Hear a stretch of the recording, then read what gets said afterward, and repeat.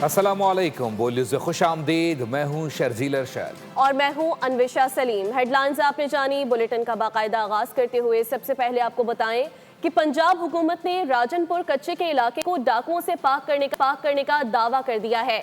Operation की कामयाबी पर आला सतह के इजलास से खिताब में वज़ीर आला मरियम नवाज ने कहा कि डाकुओं ने रियासत के अंदर एक रियासत बनाई थी। डाकुओं ने खौफ का माहौल पैदा किया हुआ था, लोगों को अगवा किया जाता था। राजनपुर खौफ के इलाके से कानून की अमलदारी का इलाका बन गया था, जबकि इन इलाकों में हुकूमत की रिट बहाल हो गई है। उन्होंने वाज़ेह किया कि इस ऑपरेशन में कोई जानी नुकसान नहीं हुआ।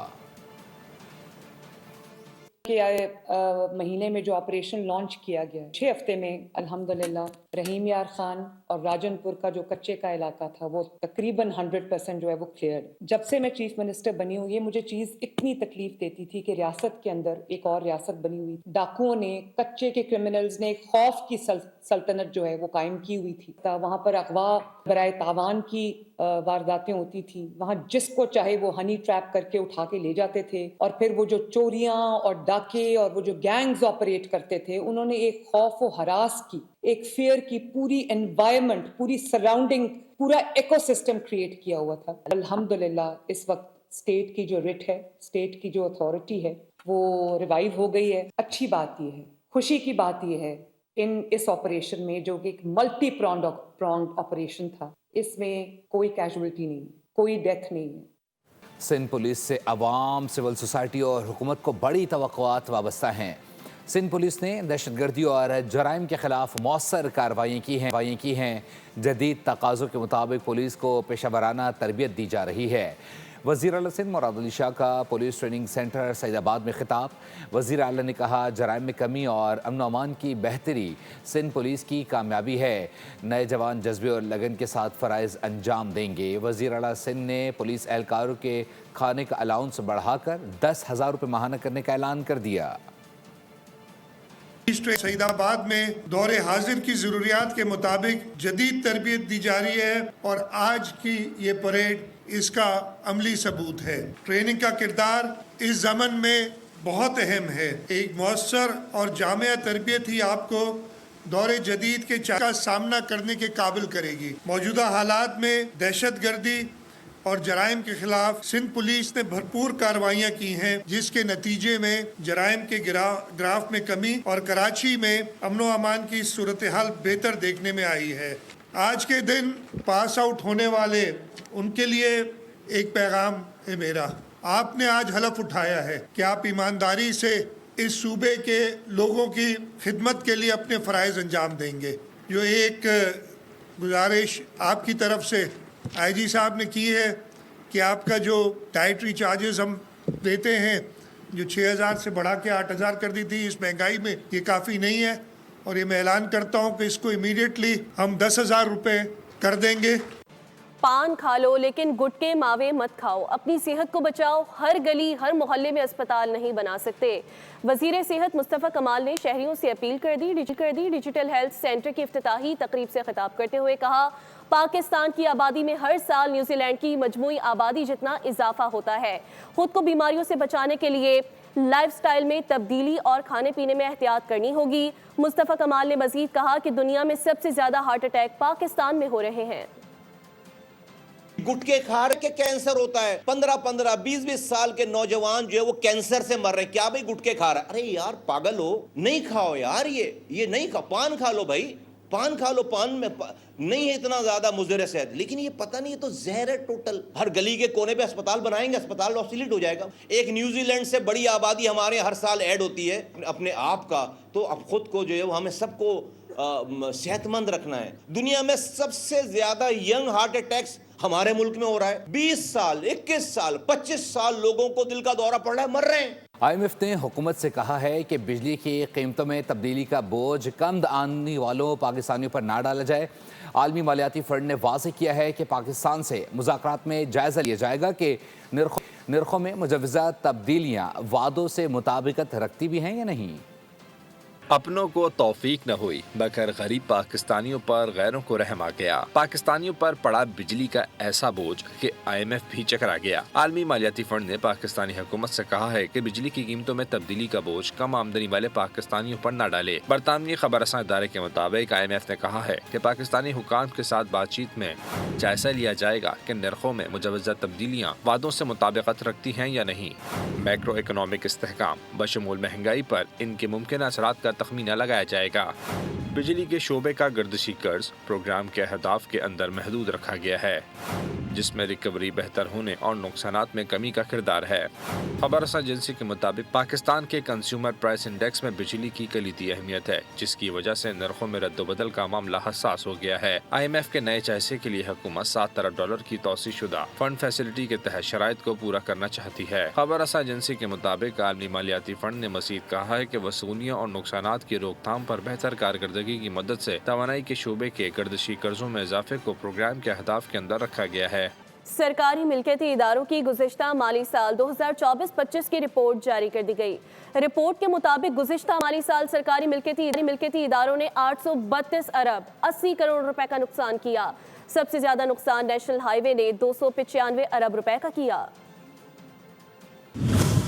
گزشتہ سال سرکاری ملکیتی اداروں کا خسارہ 832 ارب 80 کروڑ روپے رہا۔ NHA نے 295 ارب روپے کا نقصان کیا، جو تمام اداروں سے زیادہ ہے۔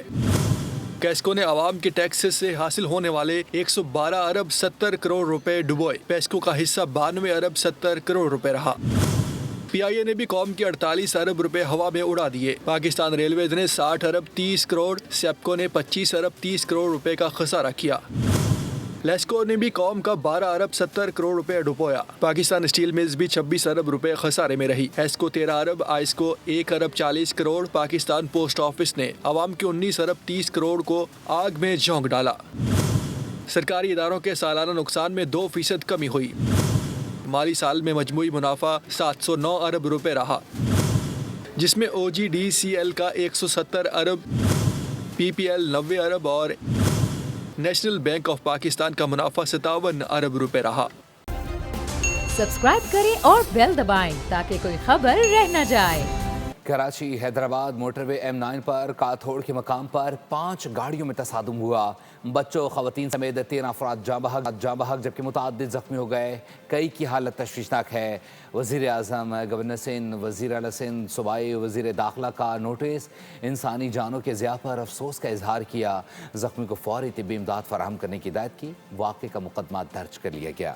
غفلت اور غیر محتاط ڈرائیونگ سے 5 گاڑیوں میں ہولناک تصادم۔ کراچی حیدرآباد موٹر وے M9 پر خوفناک ٹریفک حادثہ، کئی قیمتی زندگیاں چلی گئیں۔ متعدد افراد پل سے نیچے جا گرے۔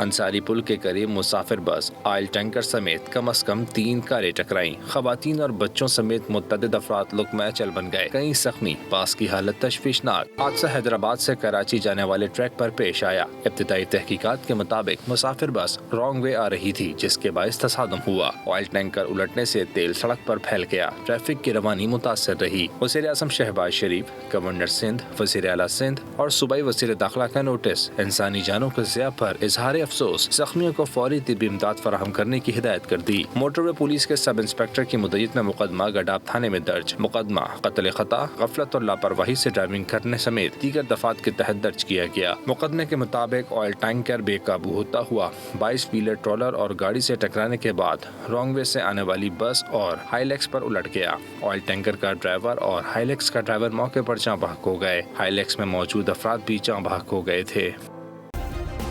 سبسکرائب کریں اور بیل دبائیں تاکہ کوئی خبر رہ نہ جائے۔ لیاقت آباد میں گزشتہ رات واٹر ٹینکر کی زد میں آ کر جاں بحق ہونے والا نوجوان گھر کا واحد کفیل تھا۔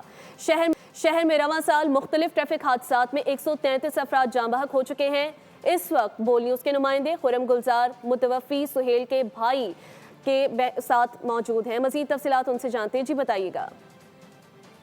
شہر میں ٹریفک پولیس کے دعوے دھرے کے دھرے ٹریفک حادثات میں روز بروز اضافہ ہوتا جا رہا ہے۔ گزشتہ رات سے اب تک تقریباً 3 واقعات رپورٹ ہو چکے ہیں، جو کہ مختلف ٹریفک حادثات میں 3 افراد جاں بحق ہوئے، جن میں 18 سالہ نوجوان بھی شامل ہیں۔ رواں سال کی بات کریں تو رواں سال میں اب تک 133 افراد مختلف ٹریفک حادثات میں جاں بحق ہو چکے ہیں، جبکہ ہیوی گاڑیوں کی بات کریں تو 46 افراد مختلف ہیوی وہیکل کی زد میں آ کے جاں بحق ہو چکے ہیں۔ گزشتہ رات ایک افسوسناک واقعہ رپورٹ ہوا لیاقت آباد نمبر 4 سے، جہاں واٹر ٹینکر نے موٹر سائیکل سوار نوجوان کو کچل دیا، جو کہ گھر کا واحد کفیل تھا۔